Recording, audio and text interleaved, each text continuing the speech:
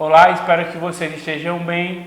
Meu nome é Alberson Gomes e hoje nós teremos uma aula de português para a primeira e segunda fase da EJA, certo? Na nossa aula de hoje nós iremos entender um pouquinho da estrutura para se fazer um texto, né? Como é que a gente faz esse texto? Existe uma regra, existe uma estrutura?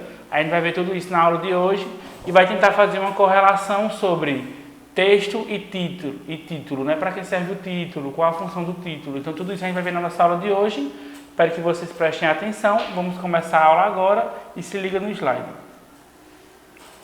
Então, como fazer uma narrativa, né? Como eu fazer um texto aí, como eu conseguir narrar e criar isso, né? Existem vários tipos de texto, seja ele dissertativo, argumentativo, persuasivo, narrativa. A gente vai trabalhar com essa narrativa hoje para a gente poder compreender como é que se cria uma história aí, uma narrativa. Então vamos lá, né? Como fazer uma narrativa, né? Precisa primeiro de uma introdução, né? Que é narrar e contar uma história que pode ser real ou imaginária ou fictícia, né? Ela pode ser da sua cabeça, ela pode ser uma história criada, né? Essa história deve envolver personagens que interagem entre si, gerando conhecimento que ocorre em um determinado lugar ou em uma determinada época, né? Isso vai precisar ser criada aí nessa narrativa uma forma de integrar pessoas para que tenham ligações, para que tenham diálogos, para poder gerar essa narrativa, né? Assim, a narrativa se caracteriza por ser uma modalidade dinâmica de redação, na qual predominam os verbos de ação, ao contrário da descrição, onde predominam verbos de estado, né? Que é ser, estar. E no caso da narrativa, a gente vai usar mais esse para patinar, estudar, beijar, andar, conversar, vai ser sempre nessa questão verbal. A gente vai precisar aí entender, né, o espaço, né, o local onde é que isso tudo vai acontecer. Vamos lá. Se a gente está criando a história de uma princesa, de um príncipe, teoricamente essa história pode acontecer numa floresta, num castelo, e aí vai precisar entender que precisa ter um contexto aí para que essa história aconteça, né? É o local onde acontecem os fatos, onde os personagens se movimentam, onde existe espaço físico. É aquele que caracteriza o enredo, né? O psicológico, que retrata a vivência subjetiva dos personagens. Então, tipo, se eu estou falando a vocês que a história é a história do Papai Noel, então essa história vai acontecer talvez no Polo Norte ou algum lugar frio. Se eu digo a você que a história é a história de um guerreiro, então essa história vai acontecer, sei lá, dependendo do seu tempo, dependendo do lugar, pode ser num castelo, pode ser numa floresta, pode ser num campo de guerra. Então, quando eu determinar a minha história, eu vou precisar determinar um lugar fixo onde ela vai estar acontecendo, né? Então, eu preciso determinar aquele lugar que vai ser. Eu estou falando de uma sereia, então eu estou falando de uma sereia, onde é que vai ser essa história? Essa história vai ser na praia, talvez no rio, talvez no oceano, depende de como eu quero criar. Aí também tem uma questão de tempo. Quando eu falo em tempo, né, característica que eu preciso aí desencadear dos fatos, né, que é constituído pelo cronograma, que como o próprio nome diz, né, eu vou ligar hora, meses, anos, ou seja, eu vou marcar aí como é que isso vai acontecer, né? Então, um exemplo, se eu digo a você que a história começa a ser tratada no nascimento de uma criança nos anos 2000, então, e aí depois eu passo um tempo contando essa história e vou para o ano 2020, então essa criança já não vai ser uma criança, vai ser um rapaz, uma moça de 20 anos, então eu vou precisar criar uma cronologia para que essa história funcione, né? Manhã, tarde e noite, os dias, os meses, os anos, para que essa história ela siga um cronograma, para não ficar bagunçado, né? Então, eu preciso entender isso de uma forma bem clara, que é essa questão de tempo, né? Que tempo eu vou tratar essa minha história?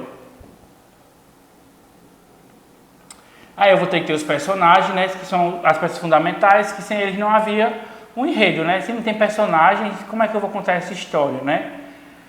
A predominância dos personagens que se destacam pelos os atos eróticos são chamados principais ou protagonistas, né? Outras pessoas que se relacionam com o seu caráter de oposição são chamadas de antagonistas ou secundárias, né, que se destacam, mas não tanto, que aí vai ter aquele que vai ser o que vai contar a história, que a história vai dele, por exemplo. Uma história da Branca de Neve, né, eu vou ter o principal, né, que é a Branca de Neve, eu vou ter aí a bruxa, mas aí eu vou ter tipo os anões, que vão ser secundários, eu vou ter o caçador, que é secundário, então eu vou ter a pessoa principal, que é a Branca de Neve, e eu vou ter todos os outros personagens que vão ajudar a contar essa história com a Branca de Neve. Isso é um exemplo, certo? Aí eu vou ter o narrador, né, que é o narrador que quem é que vai contar essa história, como é que essa história vai ser contada. Alguém vai contar essa história e essa história vai ser contada pelo narrador, por isso que eu chamo ela de narrativa. Então eu vou ter 3 tipos de narrador, né? O narrador personagem, ele conta e participa dos fatos ao mesmo tempo. Neste caso, a narrativa é contada na primeira pessoa. Por exemplo, se fosse a Branca de Neve contando a própria história dela, ela estaria dizendo lá, quando eu estava na floresta, eu encontrei, eu vi. Então tudo vai ser na primeira pessoa, né? Então quando o narrador é um observador, é como se fosse alguém que estivesse de lá de fora, olhando toda a história, né? Apenas limite-se a descrever os fatos sem se envolver com os mesmos. Aí é na terceira pessoa, né? Ela estava ali, ele estava ali, eles foram, ela caiu. Então aí é na terceira pessoa, né? E aí o narrador onisciente, né? Esse sabe tudo sobre o enredo dos personagens, revelando os sentimentos e pensamentos mais íntimos, de uma maneira que vai além da própria imaginação. Muitos personagens, sua voz se confunde com a dos personagens, a do narrador. É o que chamamos de discurso indireto livre. Ele está fora da história, mas ele tem sentimento nessa história, ele sabe dessa história, ele conhece a história. Então você acaba se confundindo. Quem é que está contando essa história? Será que é a personagem? Será que é o narrador? Então acaba meio que confundindo. Aí a gente tem um enredo, né? Que estão todos os elementos, né? Os fatos, a essência da história. Querendo ou não, é o que vai dizer se a história poderá ser triste, alegre, cômico, trágico, se é uma história de amor, se é uma história de assassinato, se é uma história de terror. Então acaba que nesse entendimento do enredo é onde eu vou definir qual vai ser a minha história, né? Qual o sentimento da minha história.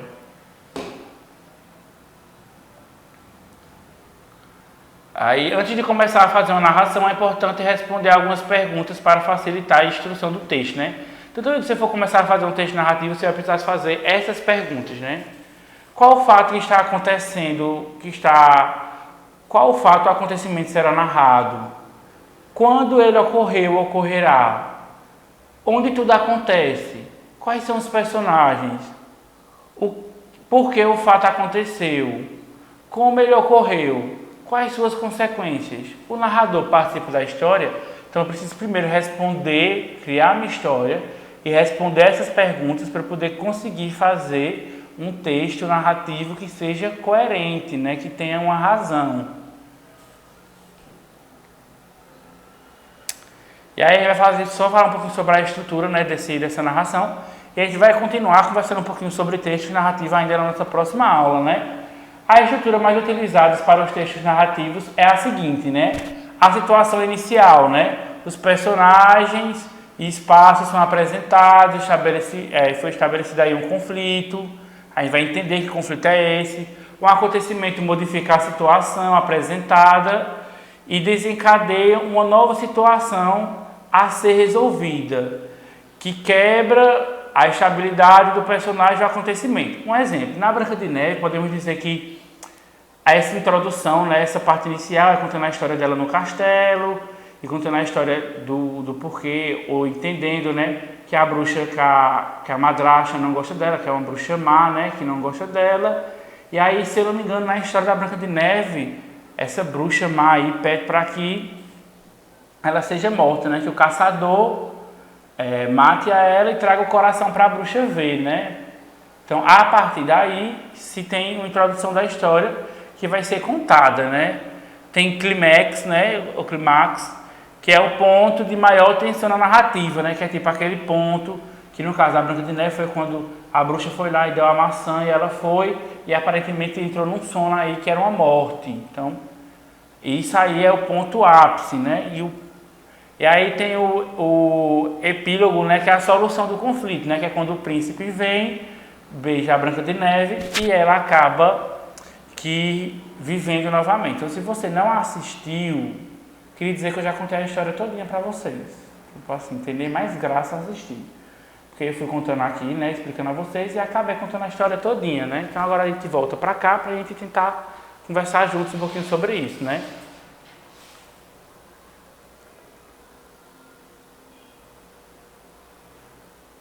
Então vamos lá. O professor acabou contando a história da Branca de Neve todinha para vocês sem querer, viu? Não foi nem programado.